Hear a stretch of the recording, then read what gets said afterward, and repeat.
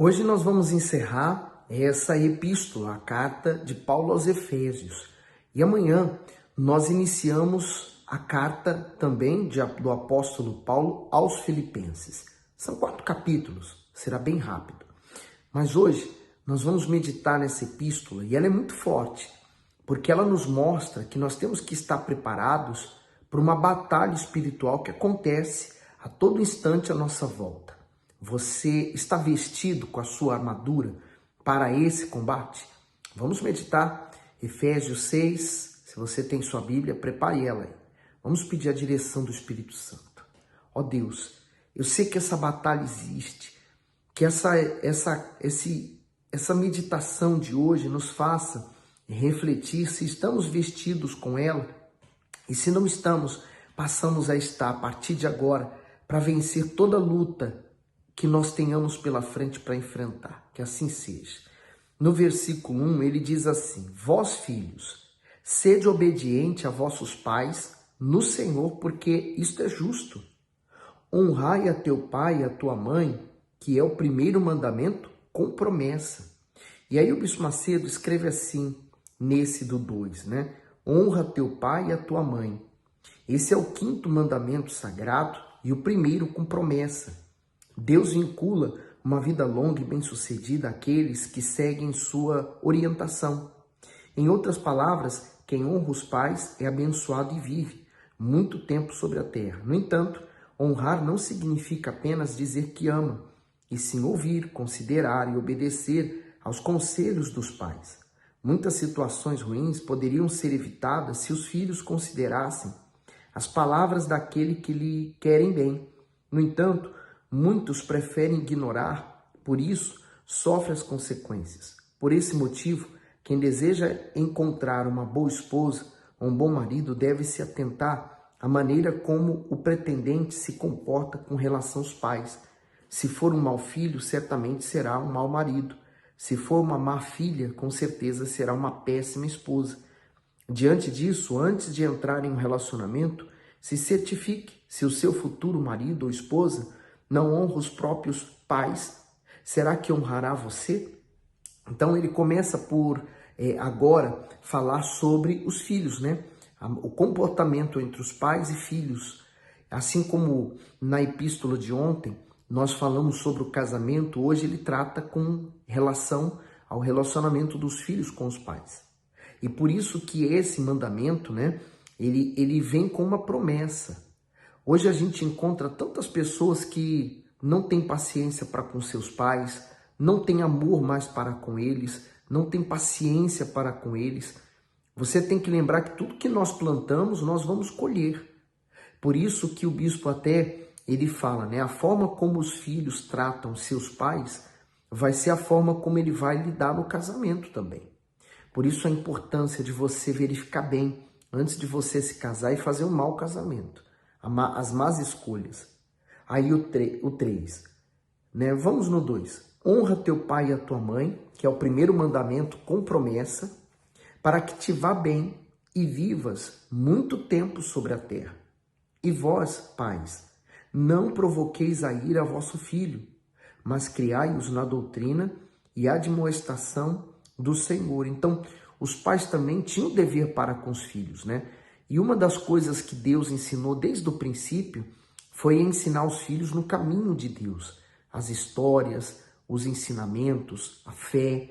A escolha vai ser do filho. Eu não posso impor, por exemplo, a minha vontade ao meu filho. Eu não posso querer que ele faça aquilo que eu quero que ele faça. Eu tenho que ensiná-lo. E ele vai fazer as suas escolhas. Quando o pai quer discipliná-lo de uma forma mais rígida e exigir coisas dele, e impede que ele venha fazer escolhas, mais tarde ele vai fazer as suas escolhas só para contrariar aquelas outras e provocar o senhor, a senhora que aqui agora me acompanha nessa meditação. O Bispo Macedo até diz assim, ó: os pais recebem do Altíssimo autoridade sobre os filhos, mas devem saber exercê-la com sabedoria e temor. Toda criança precisa ser instruída e disciplinada quanto à fé e à vida. Contudo, isso deve ser feito com amor e respeito, de forma apropriada para a sua idade. Não provoqueis a ira, significa evitar a severidade e o tratamento injusto, para que os filhos não tenham a alma ferida, pois é devido a castigos excessivos que muitos filhos perdem a consideração e a confiança em seus pais e se tornam resistentes aos seus ensinamentos. Assim, todos os limites na educação devem ser estabelecidos sem exagero e sem aspereza. Além disso, os pais devem ter o cuidado redobrado não apenas com o que falam aos filhos, mas também com o que mostram a eles. Isto é, se os pais não se respeitam e muito menos respeitam o próximo, como poderão cobrar atitudes adequadas de seus filhos? Portanto, não adianta impor algo que não se vive, pois filhos seguem exemplos e condutas e não somente palavras.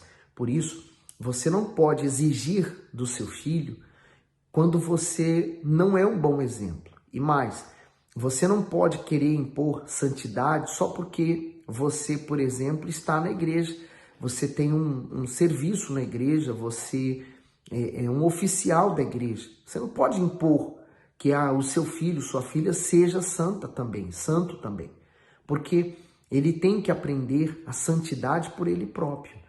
E na maioria das vezes, digamos assim, 99% das pessoas que se convertem, elas se convertem não pelo amor, mas pela dor mesmo.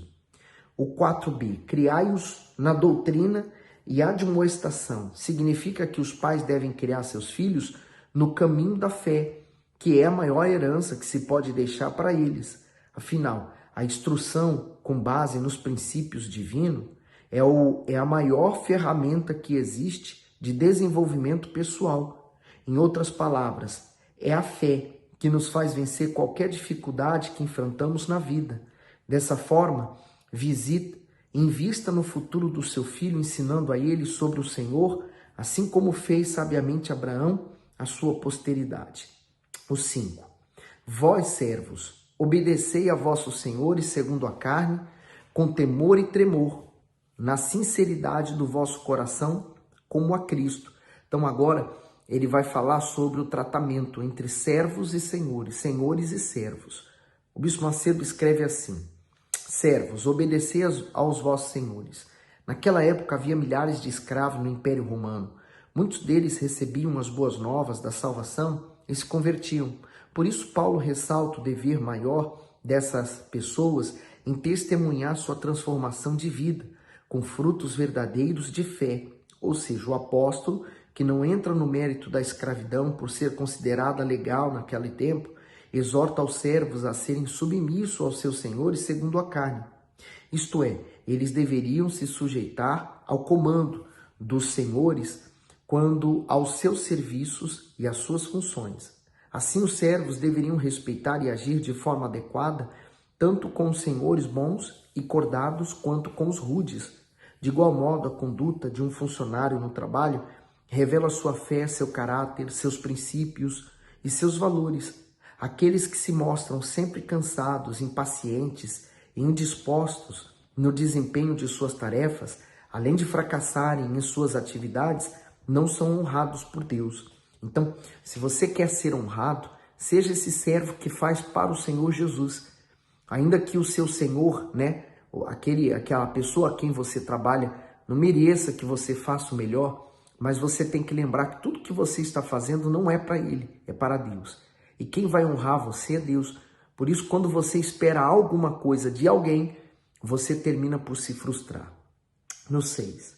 Não servindo à vista, como para agradar aos homens, mas como servos de Cristo, fazendo de coração a vontade de Deus, servindo de boa vontade como ao Senhor, e não como aos homens, sabendo que cada um receberá do Senhor todo o bem que fizer, seja servo, seja livre. E vós, senhores, fazei o mesmo para com eles, deixando as ameaças, sabendo também que o vosso Senhor está no céu e que para com ele não há acepção de pessoas. No demais, irmãos meus, fortalecei-vos no Senhor e na força do seu poder. Então, havia também regras, assim eu posso dizer, também para os senhores. Tratar bem os seus os seus servos. Assim é o empregador, que ele é injusto para com seus trabalhadores, ele está sendo injusto para com Deus também. Então, se eu sou o Senhor, Deus me colocou numa condição melhor do que os meus funcionários, então eu tenho que honrá-los também, na certeza de que Deus está vendo o meu trabalho que eu estou fazendo e serei honrado pelo meu Deus.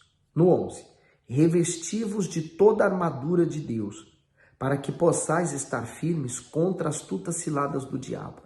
Aqui está uma das grandes chaves do cristão que quer permanecer na fé até o fim, porque não adianta você hoje estar salvo e amanhã se perder, porque você precisa manter essa salvação dia após dia até o dia em que o Senhor Jesus voltar e levar você, ou, caso contrário, você venha morrer, mas morra salvo.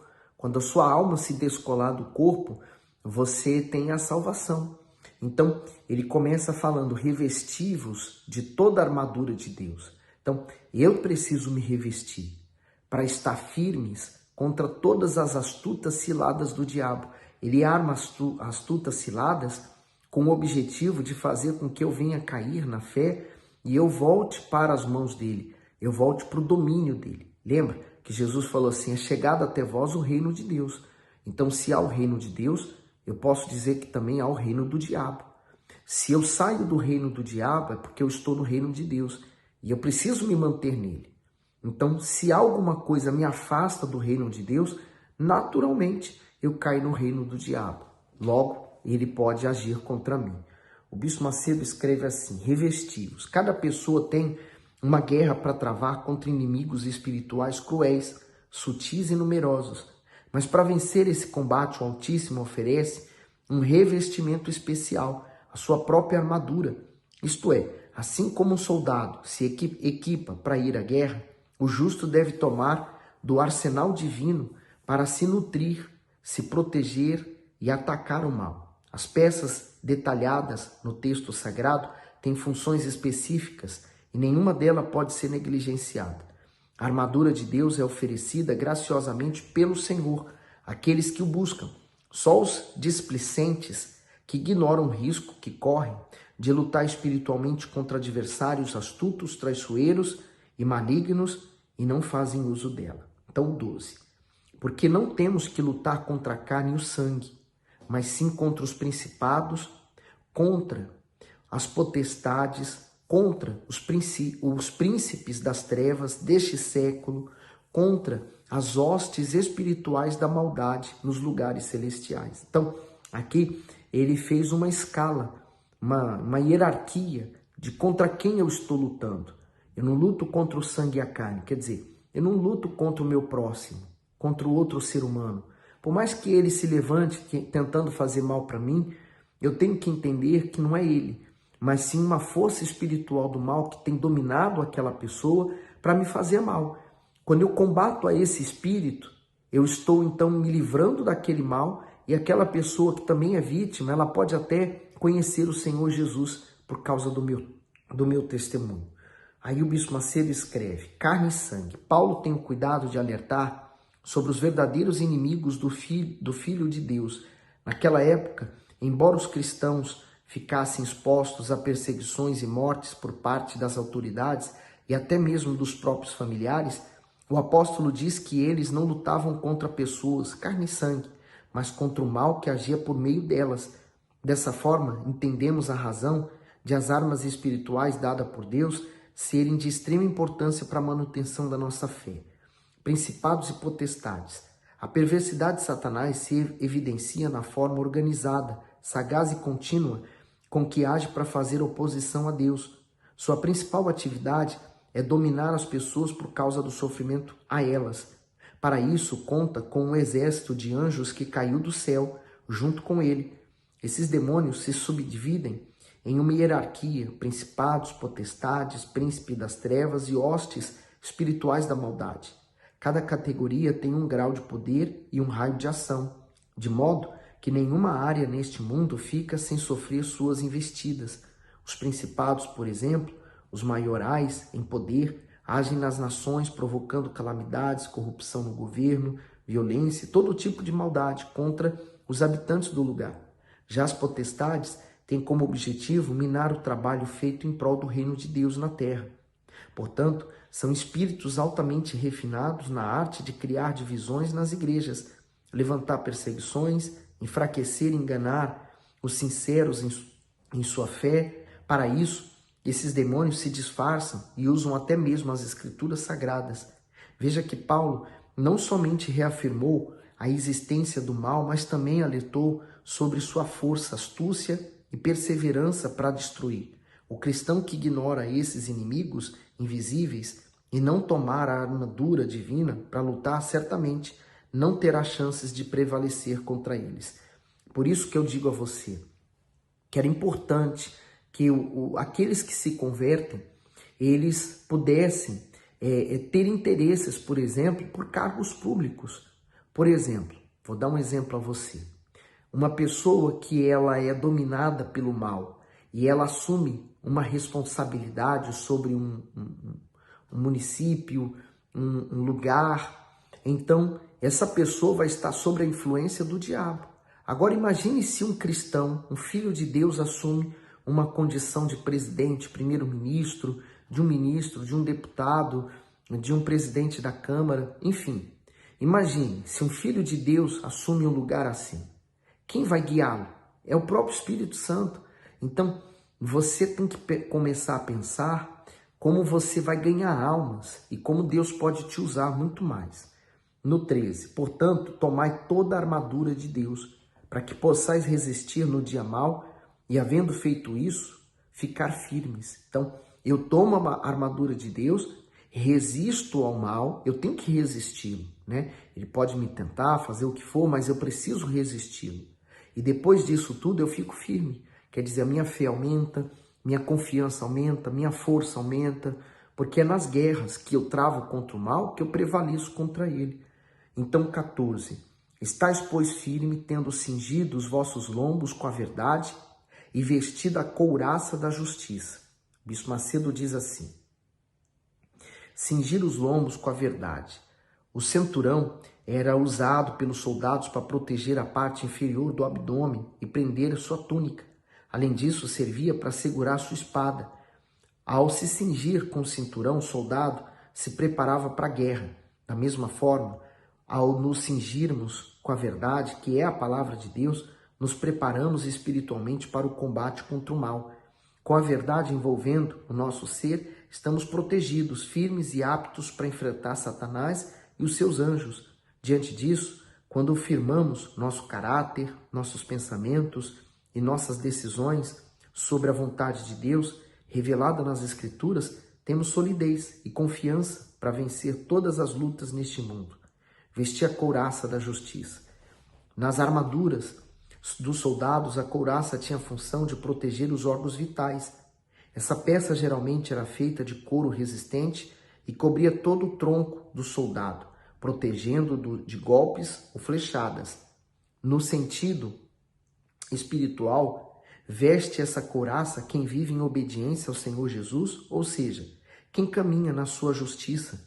Diante disso, por aperfeiçoar o caráter de Deus em si, alcança os frutos da sua vida santificada, isto é, paz e outros privilégios espirituais, como proteção contra o mal, pois o próprio Deus o guarda das armadilhas das trevas.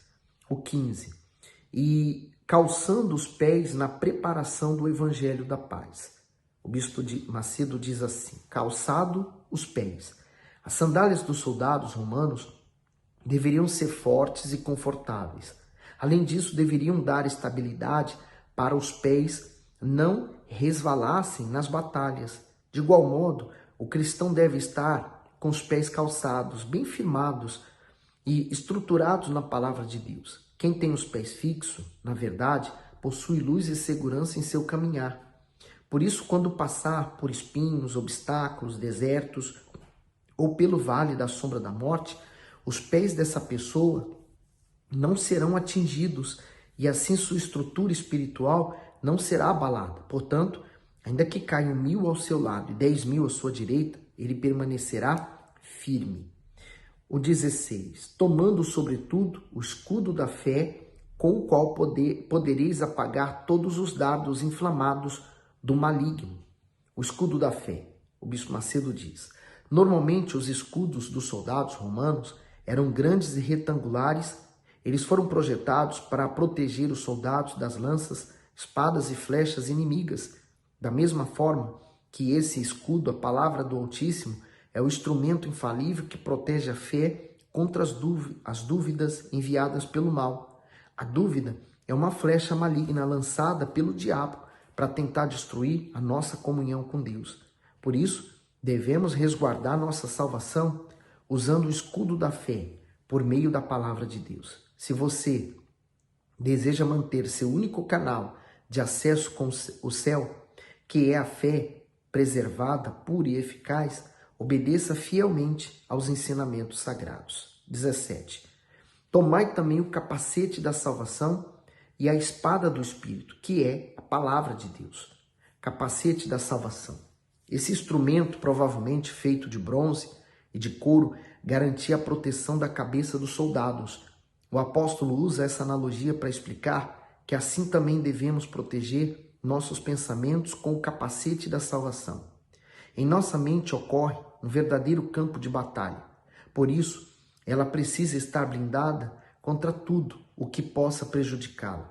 A todo instante o mal tenta implantar maus pensamentos, dúvidas, medos, ansiedades e preocupações, a fim de bloquear a fé, o único canal de comunicação entre o ser humano e Deus. Além disso, por meio da nossa mente, Satanás sugere atitudes que posteriormente nos causarão dor e consequências irreparáveis. Portanto, é preciso estar atento a todos os ataques satânicos e blindar a fé ocupando a mente com os pensamentos de Deus que são adquiridos por intermédio da leitura diária da sua palavra. Embora espada do Espírito, Paulo deixa evidente que a palavra de Deus ocupa o lugar de uma espada no confronto que travamos todos os dias com as hostes malignas. De todos os aparatos citados referentes à armadura de Deus, a sua palavra é a arma mais poderosa que existe contra o inferno. Assim como o próprio Senhor Jesus utilizou a palavra quando foi confrontado pelo diabo no deserto, o cristão deve utilizá-la para vencer as forças do mal que agem contra a sua vida. Quando alguém descobre o poder que a palavra do Altíssimo tem e investe na sua leitura diária para absorver os pensamentos do autor da Bíblia, e com isso é favorecido por ele. E aí o 18, orando em todo o tempo, com toda a oração e súplica no Espírito, e vigiando nisto, com toda a perseverança e súplica por todos os santos. Então, você compreendeu a importância que há nessa armadura? Porque ela é quem vai garantir a sua caminhada na fé, até você chegar ao final. Porque o mais importante não é o início da caminhada, é o final dela. Porque muitos começaram muito bem, mas não conseguiram chegar ao final. E no final se perderam. O diabo está constantemente armando ciladas para tentar derrubar você, tentar derrubar a mim. E quanto mais você é um ganhador de almas, mais forte o diabo vai tentar investir com você. Porque afinal você está destruindo o reino dele. Você está lutando contra ele. Então, vamos nos colocar na posição de soldados de Deus. Quando você tem a sua família ainda nas garras do diabo e você se levanta em oração, na fé, com propósitos, com votos para salvá-los, você está entrando no reino do diabo e travando uma verdadeira batalha contra ele. Por isso a necessidade que, em primeiro lugar, você tem que estar livre do mal. Porque não adianta você ter um espírito na sua vida e querer combater o diabo, não vai dar certo. Primeiro você tem que estar livre e tem que estar do lado de Deus, vestido com a armadura da fé, para você conseguir combater e destruir todas as forças do mal. 19. E por mim, para que me seja dada no abrir da minha boca a palavra com confiança, para fazer notório o ministério do Evangelho, pelo qual sou embaixador em cadeias, para que possa falar dele livremente, como me convém falar. Ora, para que vós também possais saber dos meus negócios e o que eu faço, Tíquico, irmão amado e fiel ministro do Senhor, vos informará de tudo. o qual vos enviei para o mesmo fim, para que saibais do nosso estado e ele console os vossos corações. Paz seja com os irmãos e amor com fé da parte de Deus Pai e do Senhor Jesus Cristo. A graça seja com todos os que amam o nosso Senhor Jesus Cristo em sinceridade. Amém. E aqui Paulo, ele termina essa carta aos Efésios. Eu tenho certeza que ela vai te ajudar e muito em tudo que você fizer. Sabe, agarre-se à palavra de Deus, porque ela é o que vai sustentar você nessas lutas que você vem travando, tá certo? Eu convido você agora a meditar em Filipenses. Tá disposto? Vamos até o final desse ano meditando no Novo Testamento. Nós vamos terminar em Apocalipse. Eu tenho certeza que Deus vai falar muito forte com você. E então, nessa epístola aos Efésios, o que mais te chamou a atenção? O que mais te ajudou? Escreve nos comentários, me deixe saber o que tem te ajudado. Você que tem nos seguido aqui nessa meditação, eu gostaria de saber. Espalhe esse vídeo para mais pessoas, envie para pessoas que você conhece, que precisam de orientação e de ajuda. Elas vão ser ajudadas por esse vídeo, tá bom? Deus ilumine e abençoe você.